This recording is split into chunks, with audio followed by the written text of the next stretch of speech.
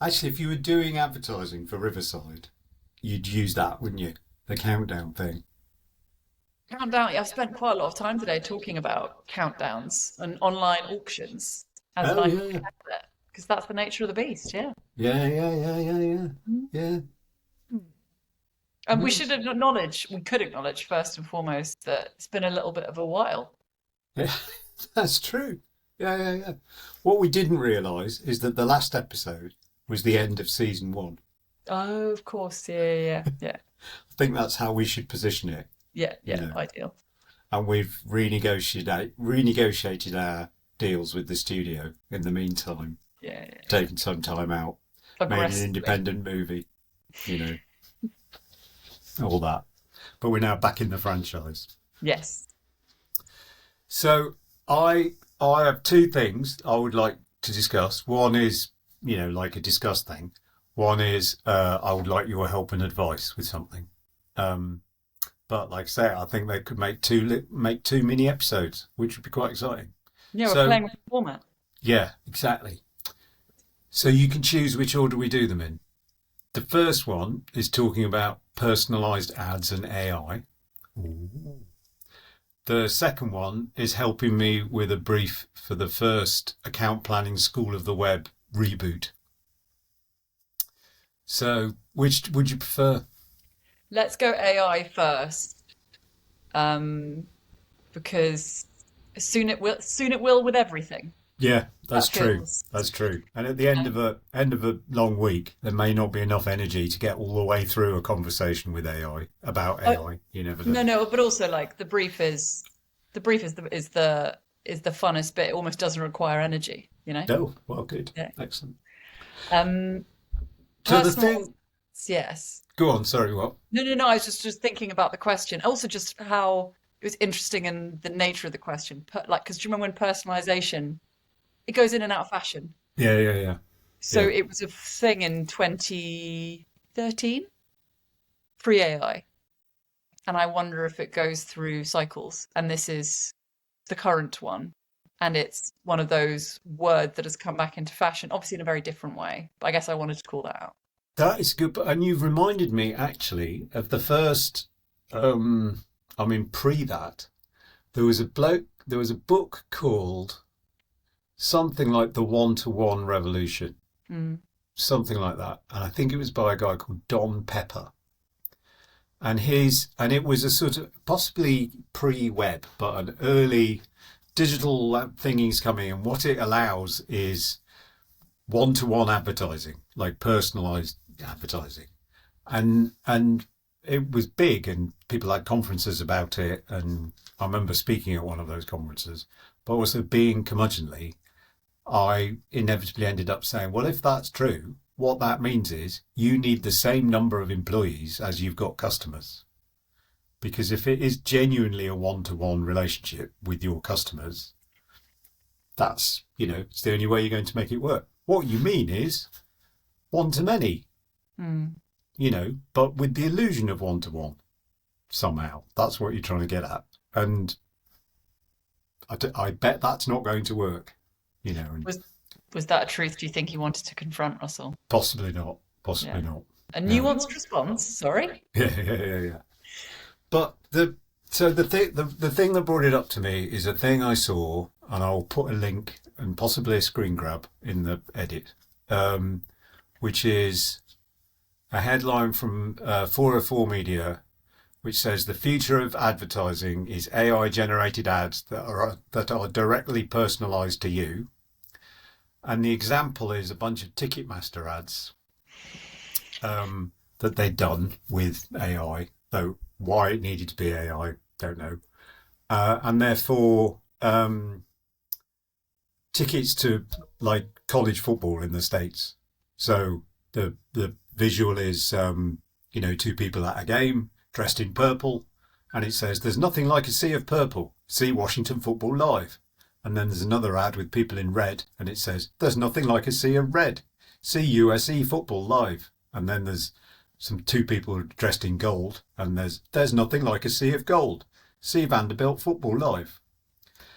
And, and then there's a long article about how this is personalised to you, blah blah blah. And and part A, you kind of go, well, people have been doing that kind of thing forever. They've just been using cheap labour either within your own agency or outsourced somewhere, and Mm. changing the colours of the filters, and like retyping the word. Not even change the copy of the headline to be locally interesting. It's just um so whatever. But also it just I really in that instance, I guess it makes sense that if you're a fan of one football team, it would make sense to show you ads for the apparel of that football team. That's logically true. Um, but always was, and people broadly did that. But otherwise, to me, it always feels like personalisation is one of those things that seems logically a good idea from the outside, but as soon as you start to try and think about making it or doing it, it doesn't seem like as good an idea. That's all. I definitely agree. I think with this, it's the construct is exactly the same as it always has been. The delivery system is different in the Yeah, fact that it's yeah, yeah, AI. yeah, And with all of these things, the variables are slightly different. So the reason why this example I think probably came up on your feed is because of it's an example of AI slop, which people just love to pile in on anyway. And like, yeah, why not? It's yeah, meta. yeah, yeah, Like yeah. Let's have a go. the variables they're playing with are the depiction of family, ethnicity, and sports fandom is a really low hanging fruit always. So when it comes to creative at scale, it's like, oh, okay, family friendly, talk to loads of different audiences, loads of different types of people. Um, and it's you're not going to get into trouble because it's about sports fans, and therefore there must be a way of referencing said fandom in a way that isn't controversial. So I can do volume. Is it distinctive? Probably not, but the fans know what they're looking for. Talk to me about my team. So you talk to them about their team, and a way to do that is the colours of that team. So is it does it work? Yeah. Is it a blunt tool? Also, yeah. The question I have as a non-sports fan is sports clothing and merchandise and colours and fandom is much more complicated to me than just one colour. Yeah, yeah, So if yeah. you're And going there to will do be a team which plays in distinctively two colours, and then that won't fit the headline style, or yeah, and one of the things that makes sports fans so exotic and interesting to me as somebody who isn't one is the codes, and they're not blunt. no.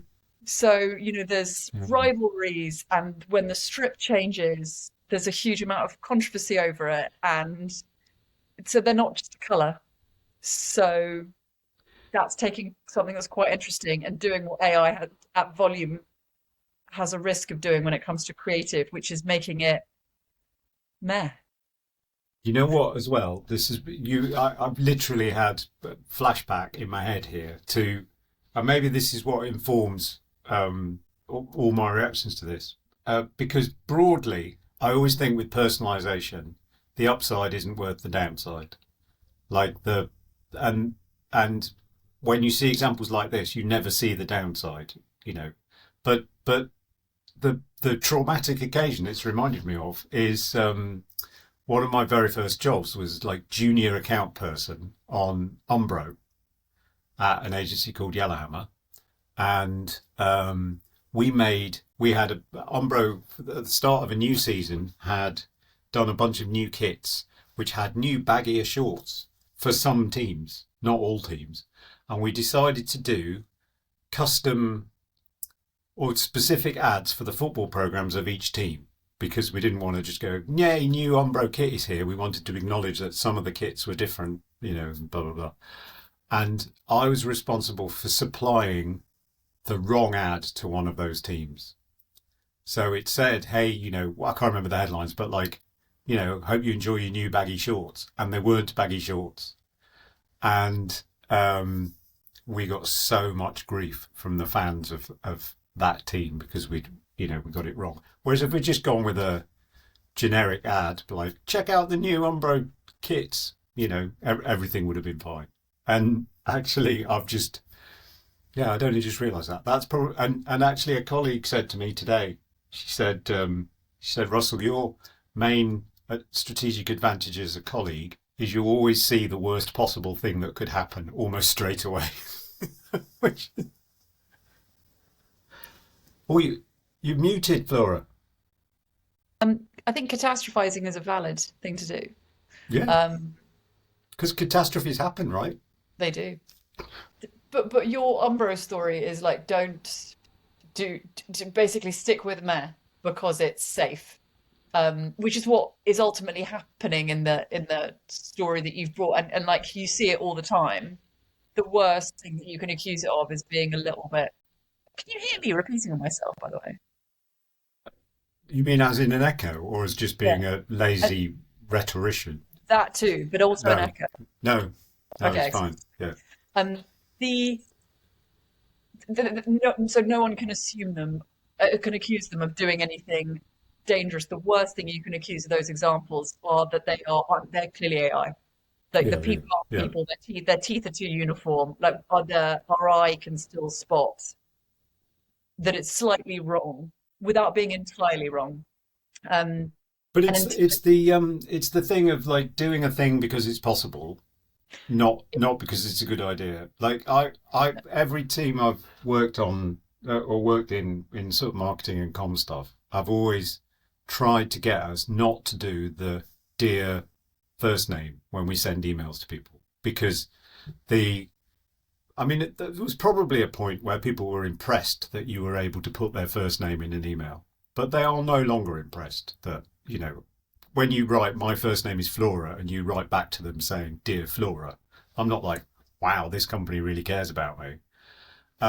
But there is a large percentage of those things which get the name wrong, just inevitably, and I always think that downside is not worth the upside of using their first name. Whereas if you just sent an email saying hello, I would still be prepared to buy your products. If you didn't use my first name, and that whereas like on the NatWest app, I don't know if you can do it anymore. You used to be able to choose like a nickname, like what the app called you. So I just put Sir because I went. So I would get messages saying, "Dear Sir, your overbalance is your overdraft is now due." But then obviously send me emails saying, "Dear Sir Davis," and stuff. It's like, finally getting the respect that you're you entitled well, to. yeah, Yeah, yeah, yeah. Let's face it, the royals and the establishment aren't going to recognise my achievements, but the NatWest app does. yeah. I guess what the personalized example at scale for me, I cannot wait until the first time where like let's ignore the generic construct of Dear Giants fan, sea of purple, insert picture of purple sports fans. Yeah, Like I can forgive that. yeah, Um, when it looks when the picture doesn't fail the uncanny valley test, like then I'll be like, oh shit, you can make millions of these yeah, yeah, yeah, simultaneously. That is a game changer. The thing that I have observed about AI image generation for at the production side is it's so hard to get it past that test. Like the number of iterations I've seen the creative and production department go through in the last 3 months, it's exponentially higher than anything we did human generated. So we're saving time, but we're not. yeah. So, say you get to the point where you can create millions. What would be the benefit? What would be the how would and how would the message be better? Because how would it be like in a way that like if something was perfectly targeted at me, I think it's that thing as I don't think relevance is that good a measure, that useful a thing to aim at, because um, until it looks exactly until it's me in the ad, at which point I would be startled. Like at which point I think it would be a negative again. Like they're aiming to like put me like to make it so it's a picture of me in the Giants uniform. Go, oh look how good I look in a Giants uniform. They're trying to get closer and closer to that, and it's bad all the way until they get there. At which point it's worse. Yeah, That yeah, feels instead it's like the scary. Yeah, yeah, Yeah, like what the fuck, you know? yeah, and then you But then you feel like you've been invaded. yeah, It's, I guess, messaging wise, that it isn't for me. It's about the visuals and yeah, about yeah, the level of creative polish, because the thing that once you can do it really credibly at scale, post houses, image, all of those absolute wizards who we don't often meet, but we occasionally see from afar, just doctoring images and just making them better. Because I look at two images quite often in a campaign, I'm like, that's all right. And everybody who isn't a strategist looks at you witheringly and goes, that hasn't been graded or whatever. And I'm like, I'm so sorry. Like, and and they know what they're looking at. yeah, Um, until it passes that test fast, which at the moment it just isn't. Like, I look at the AI slop and I go, that's AI slop. And trying to do AI image generated with proper copy requires so much human intervention at this stage in order to pass the quality test that is actually not cost efficient. It's actually more expensive right now. yeah, yeah. And that to me is fascinating, because the clients are like, get us. We're part of the AI revolution. And it's like, no, no, we're burning resource. We're trying to work out how it works. We have to master the tools, but this is Yeah. the expensive bit. The process of doing that is painful and expensive. And I come back to what end, because Mm. there will be, like, I know there's someone presenting now. Like, I can think about this for car ads, right? Like when you launch a car, one of the things you want to do is like have lots of pictures of the car like on roads, so people can go, oh, that's what the car looks like on a road, in the world. And someone will be selling the idea of what we can do is we can put the car on a locally relevant road for every consumer, you know, and for every dealership. So we'll be able to take the shot and we'll be able to put it on the A38 and on the, and like on the Clifton roundabout and that will be enormously technically difficult. And some consultant somewhere will have thought of it, and some technologist company will have built it, and it will not make any difference. No one will think, oh, that it's possible to drive that. That ad suggests it's possible to drive that car on the A38, which I use. Therefore, that must be a plus the competitive advantage will disappear in seconds, because if that is possible and a good idea, everyone will do it. At which point you're back where you started. It's such a good point about the car category is so convention led, and the tricks that are required. It's moving such tiny incremental movements, because nobody is, it seems, willing to really double down and do anything different consistently. Yeah, Um, yeah, that it would be seen as revolutionary to be like, but no, the A13 will recognizably be in the back of this. And you could be like, do you know what? It's something different. I think we're going to go for it. yeah, yeah, Like, yeah. because who wouldn't? You'd be like, please let me do something different. Yeah, and it will be, $12 million and 2 years to make Yeah. it happen.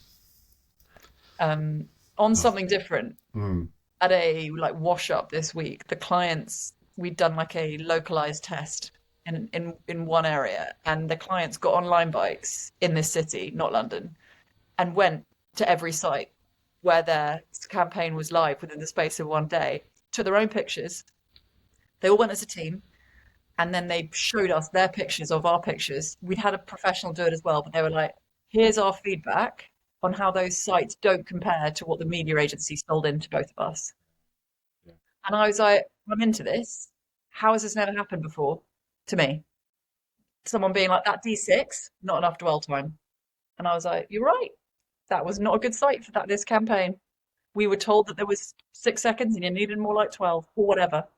I imagine outdoor is just another scandal waiting to happen. In that That's what I'm it's saying. again one of my first jobs in the same thing was to drive around London looking at 48 sheets, like taking photos. Actually, at the time, I'm not even sure I could have taken a photo with it. Of it. It would have required an SLR and film. So I had to write down: is that poster site? Does it have our poster on it or not? In order to report back to the media agency.